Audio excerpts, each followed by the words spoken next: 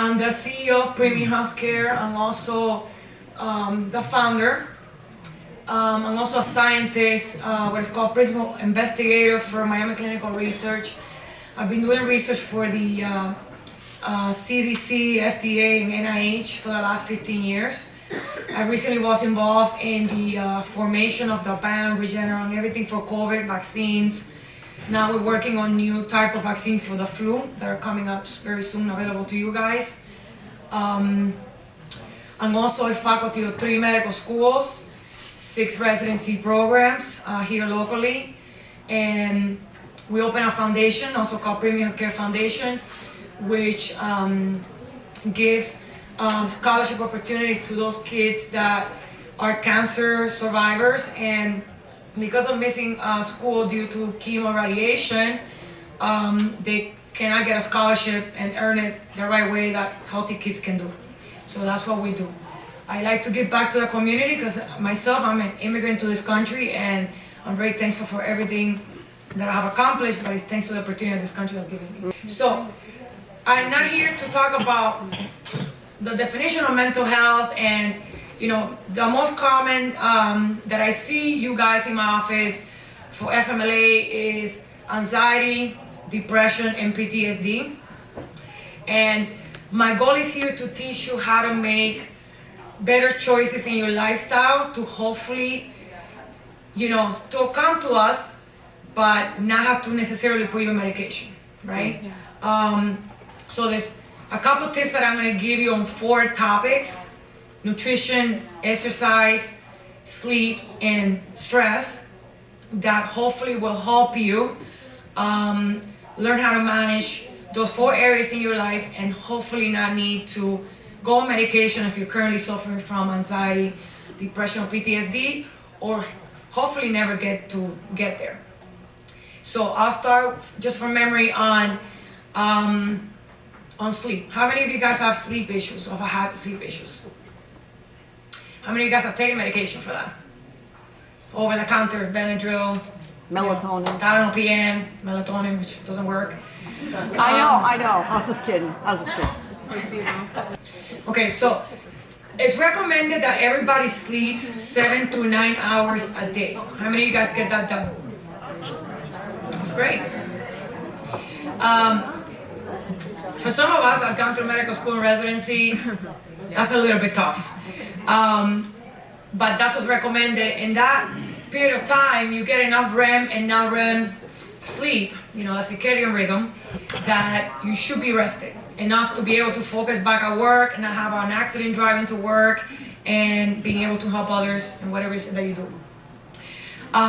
It's important that you stick to that consistent 7 to 9 hours, because I don't know if it's happened to you guys, but if you wake up a little bit earlier than the 7 hours, you're probably in the middle of a REM sleep, and no matter how much coffee you drink, you just still fog. Like your body's moving and you're driving, but your mind is still in a REM sleep.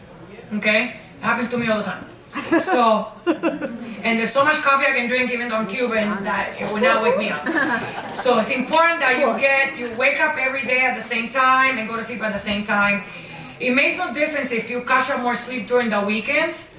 Like your body is still used to that pattern. I don't know if you notice that even on the weekends you wake up at the same time when you put an alarm on that. Yeah. So your body gets used to that, and that's important. I get it. Okay, so tips that I recommend is unplugging your bed at bedtime, any devices, including your phone, computers, 30 minutes before.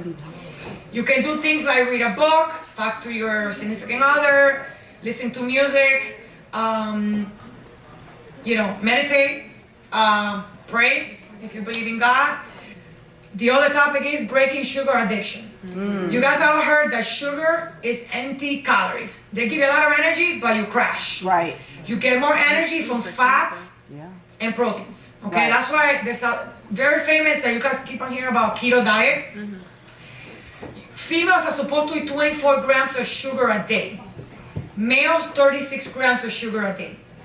The average patient in the nation eats 77 grams. Wow. Kids, 81 grams. Oh. Okay? Wow. Keto diet is supposed to be less than 50. So if we eat the appropriate amount, we're all on the keto. And if you guys are aware of, in keto diet, you lose weight. I actually tried just to talk to my patients about it, and I lost 14 pounds in 2 weeks. I had to stop. Okay? So keto works, and it basically just in the concept of you eating the right amount of carbohydrates in your diet. And it's very easy to do. Like every time you eat something, you read in the back and it tells you the amount of grams. Yeah. And stick to less than 50. Okay, you can add it up, and it's less than 50. Portion control. Just because you can buy things on a sale, more chicken, more, that doesn't mean you have to cook it. And if you cook it, that doesn't mean you have to eat it, So try to keep portion control at home. Drinking more water, obviously, is necessary for all the functions of your body. So these are better tips to manage your nutrition, okay? Exercise. How many of you guys exercise routinely? Okay, great. It's recommended 30 minutes, 5 days a week. Okay, it can be cardio. Obviously start slowly, because I, as a doctor, get all these patients that are gonna come in after they worked out for 2 days, and they're so sore. And if I do a CPK, which stands for creatinine kinase, their levels are like 3,000, and I have to give you an IV now because I have to prevent from going to the hospital on something called rhabdomyolysis. So you start slow, 5-10 minutes a day, drink a lot of water, and slowly build into it. If you get a trainer, tell them, I don't need to lose 3 pounds the first day. Right. Okay? Right. If you do that, you're probably gonna end up in the hospital. So make sure you start slow. It doesn't have to be necessarily in the gym. You guys can do isometric exercises where you lay next to the wall and hold little weights. You can do yoga. There's 5 types of yoga. I probably should get one of those apps and figure out how to do it. You can go to the next slide. Probably can see from there.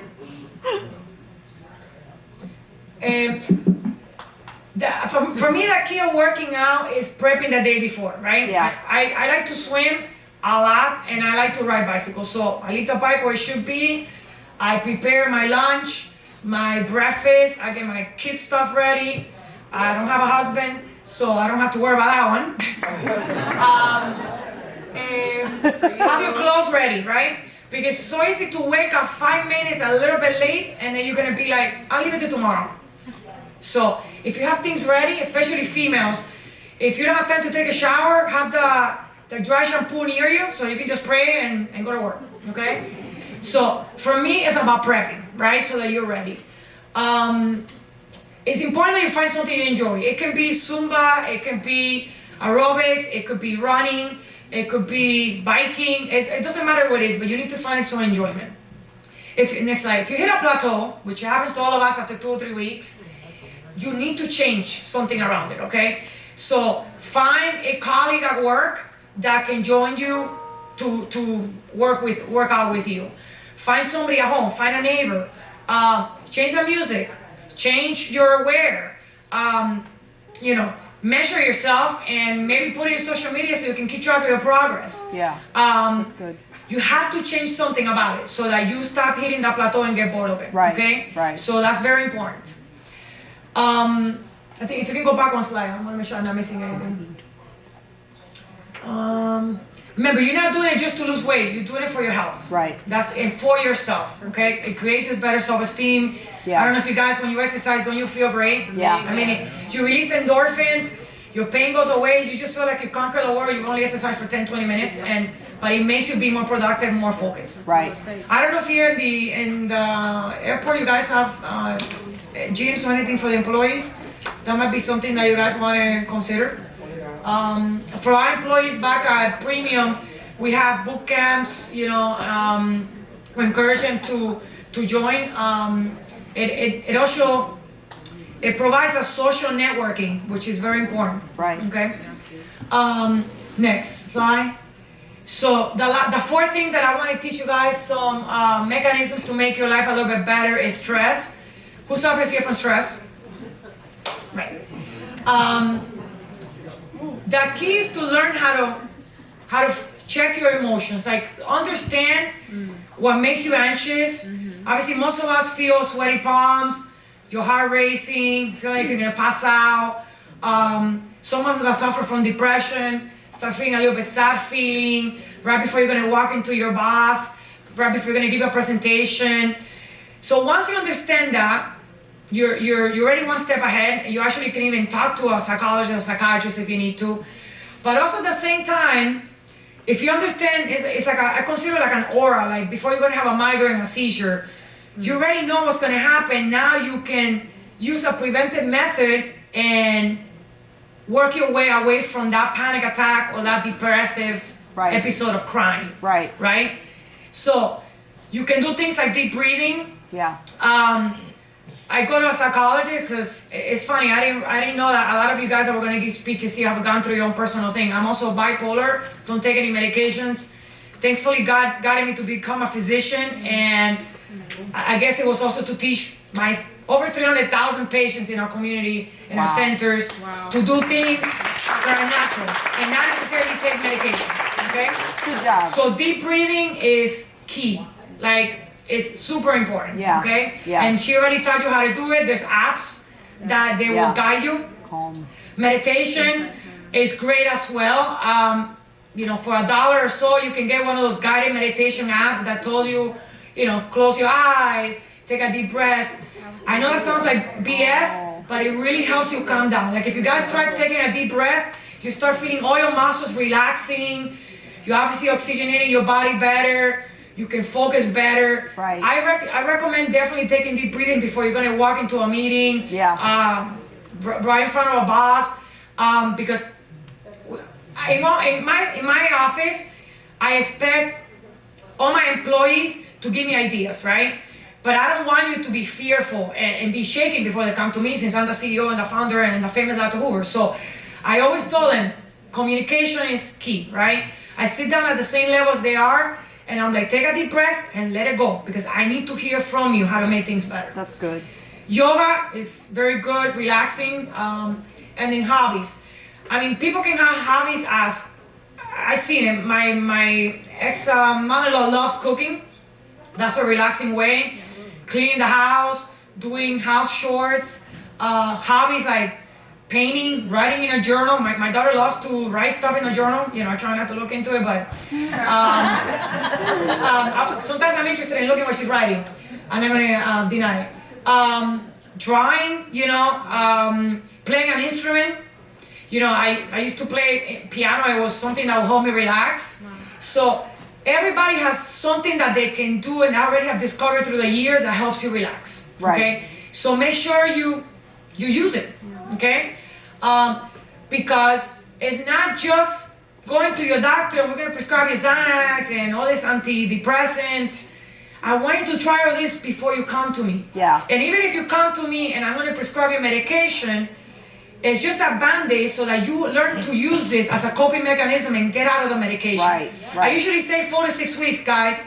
Maximum, I'm going to give you medication. Learn to cope with your problem. That's good. Because unless you have cancer and you're dying, there's no reason why you should feel the way you feel. That's good. And God has taught me that every time that I feel a little bit sad before I'm going to go to work. My first patient is always a cancer patient, and it's just like a slap in my face. I'm like, wow, they really should be anxious and depressed, not me. Right. This is nothing. Right. Right? So make sure you look at it that way. That's okay? good. That's good. Next slide. So, breaking the vicious cycle of toxic productivity. Yeah. I'm assuming that most of you guys that are here probably are team leaders and part of the administration department and all that. Just like me, you think that the more you work, the more hours you spend away from your family, the more money you make, the more productive, the higher the ranking. Wow, you know. Are you really gonna stop when you hit $1 billion? You're not gonna stop. Right. Right? So you have to find that balance in your life between work and living. Okay, and it's hard. It's very hard. I have to find it every day. You know, sometimes I get home at 7 and 8 o'clock and I go straight to my daughter's, you know, rooms. They're already teenagers, about to go to Harvard and law school and all that. Dang. And I still need to make sure that they get to see mom and be proud of me, and at the same time I'm proud of their achievement, and there has to be a communication. You have to do that, okay? So, a couple of tips I put here is schedule breaks in between your meetings. Go out for a walk. Like I had to step away and have a break and relax my muscles and everything when I was here. Yeah. Take a deep breath. You know, if you can, go outside and get some sun. 30 minutes a day is recommended of sun exposure. Yes. Relax on your weekends and your days off. You know, Set aside a specific time to spend time with your significant other and children. Time passes by. You cannot turn back the clock. Right. Okay? So we might not be able to go to every single kid event, but at least try to make it to a few, because those will count. Okay? As simple as eating 2 meals a day. All of us forget to eat lunch. It's like, we're working so hard, we forget to eat lunch. I promise you that you're gonna focus less, start going to a hypoglycemic episode, you're gonna start feeling weird, and then obviously when you eat, past your regular time, you're gonna stomach ache, heartburn, and you're gonna feel worse, gassy. So make sure that if you have an assistant, reminds you or put a time clock and eat your lunch, okay? Or make sure you eat a good breakfast that will last you all the way to dinner. But don't skip your meals. If all this, most important that I practice every day, it's very hard for me, putting my cell phone away at meal times. That's good. Please, That's like good. turn your cell phone down, put it on vibrator, because I literally go over 700 emails a day. All my patients that are here will tell you how many texts I get a day, but it's only 15, 20 minutes of your life that you're gonna eat dinner, hopefully with your kids, and you need to put the phone away. Right. Okay, that's very important. If this doesn't help you release the stress, then that's where you go and seek counseling from a physician, and hopefully you go to a good place like our centers that will help you, guide you through some of these tips and management skills. So, again, before you turn to formal treatment or Western medicine or medication, do some basic stress management, exercise and nutrition, and keep on looking for that balance between life and work. The next slide. If you go to your doctor, make sure you get a good exam. Okay, make sure you get those 6 to 8 pages of blood tests, right? Because you want to make sure you look at everything, anemia, thyroid, everything. Okay, because you want to make sure that your feelings, that obviously if you already tried coping mechanisms are not getting better, it's not something real that we need to address in the medical world, not just mental health. Okay, so it's not just about putting a band-aid on the problem, it's finding out what it is and resolving it. Okay, so next slide. That's where places like us, Premium Healthcare, are here to help you. This is just one of our locations. We provide, in our house, we have all the multi-specialty doctors. You can put the next slide. We have nutritionists in-house, psychiatrists, psychologists, sleep center, we have pulmonologists, ENT. For us, it's very important that you don't fall asleep at work and while driving to work or while you're flying a plane.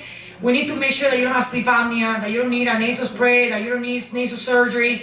It's not all about, just give you a medication. So if I'm finding that there's a specific medical cause that we need to fix, So we even have CAT scans, mammograms, DEXA, a full-blown cardiology department with nuclear stress testing. We want to make sure that besides a coping mechanism, there's nothing medical that we can help you discover that could be causing your stress or in your mental health, right? So good. So good. Mental health is very common.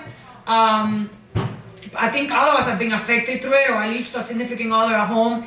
So it's very important that we listen to all my colleagues and keep on doing things like this. I was actually very touched by some of the things you guys were saying. I have to step away myself and take a break and walk.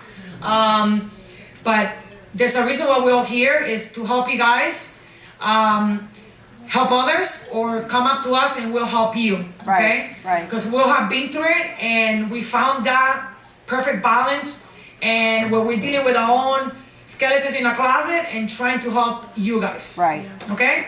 So if you have any questions, I'm available after we're done, and thank you again, everybody, for putting this together. Great job.